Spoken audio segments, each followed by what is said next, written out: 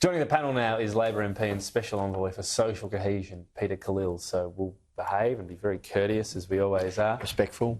Now, you're breathing a sigh of relief, although it won't help you this election because the electoral reform, which is all about the big parties, making sure the little ones can't compete, sort of outspend the Greens statewide or nationwide and flood them with national ads. That's a cynical outlook, Tom. The other way of looking at it is that we are putting some integrity into the system, reducing the thresholds from 16,900 to 1,000 to increase transparency, addressing issues in the system that need to be addressed. Frankly, have been sitting there for a long time, and there was a very good set of recommendations from the parliamentary committee that we're following through on. So I think these are good reforms, good electoral reforms, and help with the health of democracy. But the committee didn't mention this per seat cap. That will, whatever other reasons you talk about the whole bill, that will make it easier for the major parties to entrench power.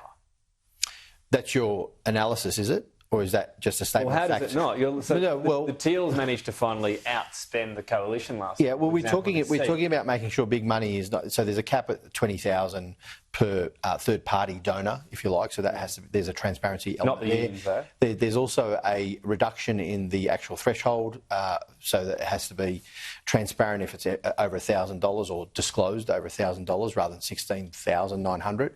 These are all good steps, I think, and I'm not sure the argument you're making against that, or are you making an argument that the caps... The Greens and the Teals could tip more money into particular seats, and now they can't do that, and you can outspend them nationally and statewide because you're a big party. You actually have even though you're spending the same money in a seat, voters get more from Labor, and there's your advantage. OK, well, look, the fairness, though, of being able to say that you're spending X amount in these particular seats, there's a sort of consistency across the board, I think is actually important. I don't know if there's a real... I mean, my view is that there is real merit in addressing these issues and conducting these electoral reforms because it is about the health of our democracy. And it's always good to have transparency, Tom. It's always better to have transparency. On a separate issue, can I ask you about the Prime Minister seems to be unwilling to say whether the climate target for 2035 will come out before the election. Will that hurt you in your seat with the contest with the Greens if you don't have an ambitious target for 2035 out there?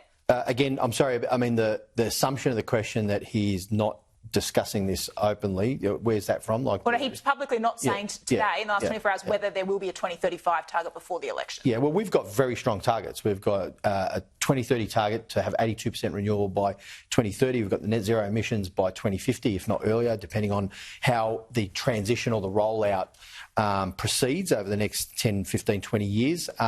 It's hard to see, the further out you go, it's hard to see how quickly you'll do these things. Your point about the local impact, national policies and the national interest, whatever is important, always have an effect locally. But for me, the most important thing is that we are conducting an amazing transition to renewable energy. It's not easy. As I said, we've already moved to almost over 40% of renewables on the electricity grid from whatever it was, 23% 2 years ago. We're tracking to get to 82% by 2030. That is a remarkable transition. It takes a lot of effort and time. Obviously, in the past 9 years, you saw a coalition government that had 22, 23, I can't remember, energy policies, all of which died in their party room for various reasons. They're fighting each other, frankly, whereas this government has actually put in place a policy enshrined into law the net zero target by 2050 and is actually starting to implement, and you're seeing in the stats, a transition to renewable energy, which is actually good for Australia. You've worked very closely with Kevin Rudd in the past. Have you spoken to him since the US election result, or indeed since that hourglass tweet by a senior Trump advisor? No, I haven't spoken to the ambassador since the election itself. I've spoken to him before that, just recently. He's been doing a terrific job in the US, and I think, and we're going to be non-partisan here. He's getting backing from Tony Abbott. He's getting backing from Joe Hockey. He's getting backing from, obviously on the Labor side of politics. And there is a really important principle about Australia having the right to choose its own representatives, diplomatic representatives. That's a really important principle, and not allowing partisan politics to overwhelm those important choices, if you like. And the fact is, in the past, the alliance with the US has been one in which, whether it's Labor or Liberal, Democrat or Republican. We've not intervened in our domestic politics or our sovereign choices about who represents us. But Donald Trump throws all the rules out the window, surely, on that, here's how it's been until now. Well, and can I ask on that point too? I mean, that a lot's made about sort of the potential issues of a Trump administration and its impact on the Indo-Pacific, especially when it comes to geostrategic security. Can you see some benefits of a Trump approach in terms of improving our position? Yeah, look, there's different analysis of the foreign policy decisions that an incoming Trump administration may likely make. Obviously, there's been a lot of talk about Ukraine and Russia, and that's obviously a real issue. With respect to the Indo-Pacific, I've dealt with Mark Rubio. He was the co-chair of the Senate Intelligence Committee, and I was chair of the Australian Intelligence Parliamentary Committee, and so met with him a number of occasions. He's very, he has particular views around the Indo-Pacific, and his views are that the US should be forward-leaning in the Indo-Pacific, which is something that we would welcome, that stability that may be provided in the region by US presence, if you like.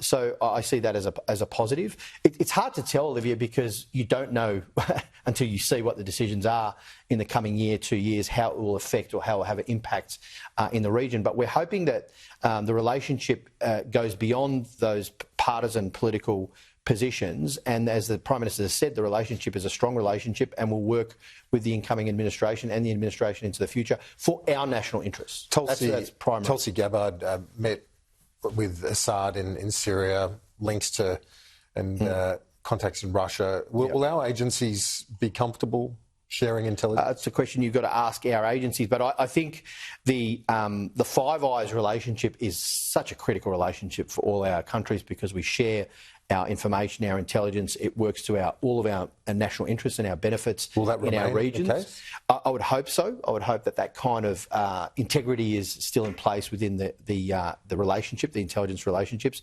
It is critical because we share information, we help each other with investigations, all sorts of things that are preventing terrorist attacks or whatever security issues that may be beneficial for our countries. So I would hope that would continue. There are geostrategic questions which you're raising, which I don't have the answer to, and I think people will be watching very closely how the administration conducts itself post-January 20th, I think. All right, Peter Khalil, thank you. Thank you. Thanks for having me.